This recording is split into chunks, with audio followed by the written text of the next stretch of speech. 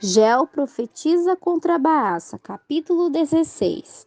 Veio a palavra do Senhor a Geu, filho de Anani, contra Baasa, dizendo: Porquanto eu te levantei do pó e te pus por príncipe sobre meu povo de Israel, e andaste no caminho de Jeroboão, e fizeste pecar meu povo de Israel, provocando-me a ira com teus pecados, eis que eu varrerei a posteridade de Baasa, e porei sua casa como a casa de Jeroboão, filho de Nabate.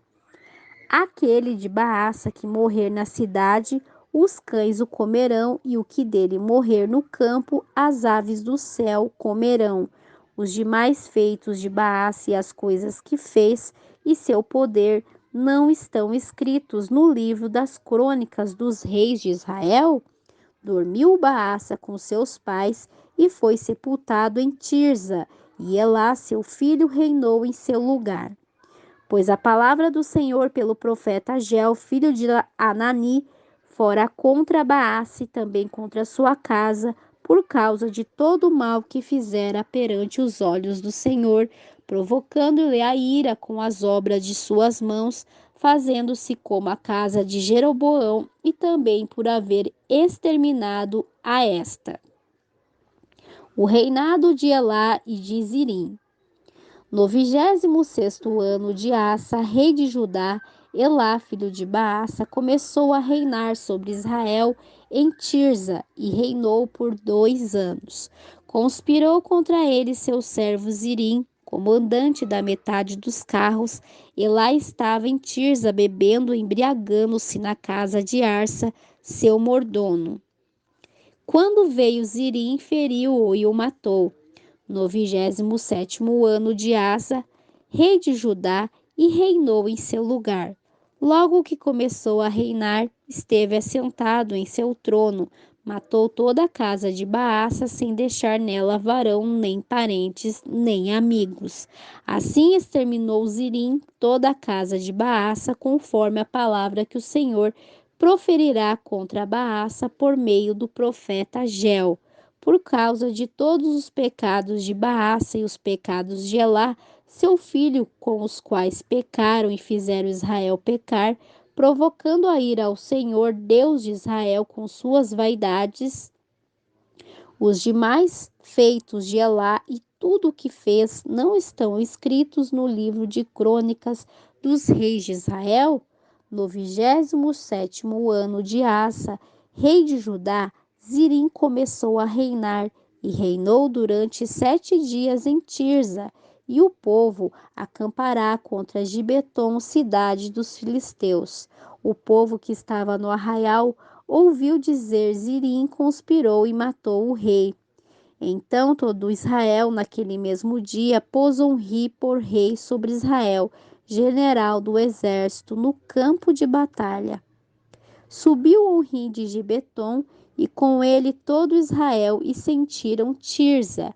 Mas ao ver Zirim que a cidade fora tomada, meteu-se no palácio da casa real e queimou-a consigo, e assim morreu, por causa dos pecados que cometerá, fazendo o que era mal perante os olhos do Senhor, e andando nos caminhos de Jeroboão, e no pecado que praticará, fazendo Israel pecar.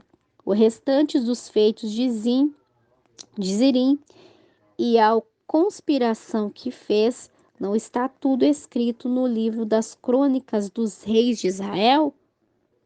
O reinado de Onri. Então o povo de Israel foi dividido em 2 partes.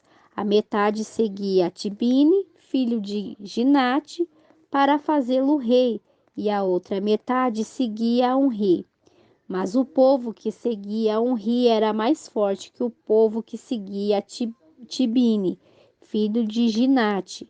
Tibine morreu e Onri se tornou rei.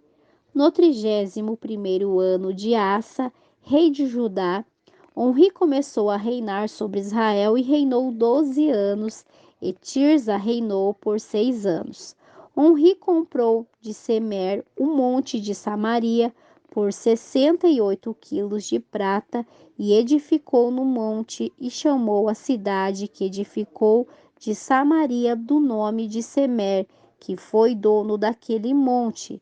Fez Onri o que era mal perante os olhos do Senhor.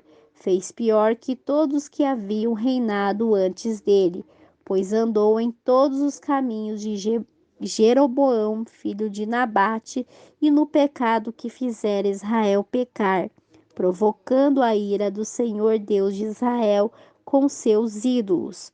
Os demais feitos de Omri e tudo o que fez e a valentia que executou, não está tudo escrito no livro das crônicas dos reis de Israel? Omri dormiu com seus pais e foi sepultado em Samaria, e Acabe, seu filho, reinou em seu lugar. O reinado de Acabe.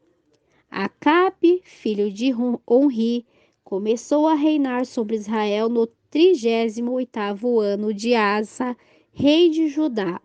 Reinou Acabe, filho de Onri, sobre Israel em Samaria por 22 anos, e Acabe, filho de Onri, fez o que era mal perante os olhos do Senhor, mais do que todos os que reinaram antes dele, porque lhe pareceu coisa leve andar nos pecados de Jeroboão, filho de Nabate, e tomou por mulher a Jezabel, filha de Etibal, rei dos Sidônios, e foi e serviu a Baal e o adorou, e fez um altar para Baal no templo de Baal que ele edificou em Samaria.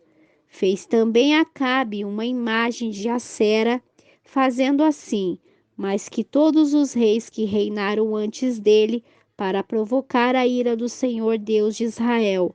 Em seus dias, Hiel de Betel edificou Jericó. Ao preço da vida de Abirão, seu primogênito, lançou o fundamento, e ao preço da vida de Segube, seu filho caçula, pôs as portas conforme a palavra que o Senhor havia falado por Josué, filho de Num. Elias prendiz a seca e é sustentado por corvos. Capítulo 17. Então Elias, o tesbita, dos moradores de Gileade, disse a Acabe: Vive o Senhor Deus de Israel, em cuja presença estou, que não haverá chuva nem orvalho nestes anos, senão por minha palavra. Veio a ele a palavra do Senhor, dizendo: Aparta-te daqui e vai ao oriente, e esconde-te no ribeiro de Quirite, que está diante do Jordão. Beberás do ribeiro, e eu ordenei aos corvos que te deem ali de comer. Ele foi e fez conforme a palavra do Senhor, pois partiu e viveu junto ao ribeiro de Querite, que está diante do Jordão. E os corvos lhe traziam pão e carne pela manhã, e pão e carne pela tarde, e bebia do ribeiro. Passado alguns dias, o ribeiro secou, porque não choverá sobre a terra. Elias e a viúva de Sarepita. Veio depois a ele a palavra do Senhor, dizendo: Levanta-te, vai a Serepita de Sidom e mora ali. Eis que dei ordem ali uma mulher viúva que te sustente. Então ele se levantou e foi a Serepita, e ao chegar à porta da cidade, eis que uma mulher viúva estava ali, recolhendo lenha, e ele a chamou. Ele disse: Rogo-te que me tragas um pouco de água em uma vasilha, para que beba. Indo ela para trazê-la, ele tornou a chamá-la. Ele disse: Rogo-te que me tragas também um bocado de pão em tua mão. Ela respondeu: Vive o Senhor teu Deus, que não tenho pão cozido, somente um punhado de farinha tenho num pote, e um pouco de azeite numa vasilha. E agora recolhia 2 gravetos para entrar e prepará-lo para mim e para meu filho, para que comamos e não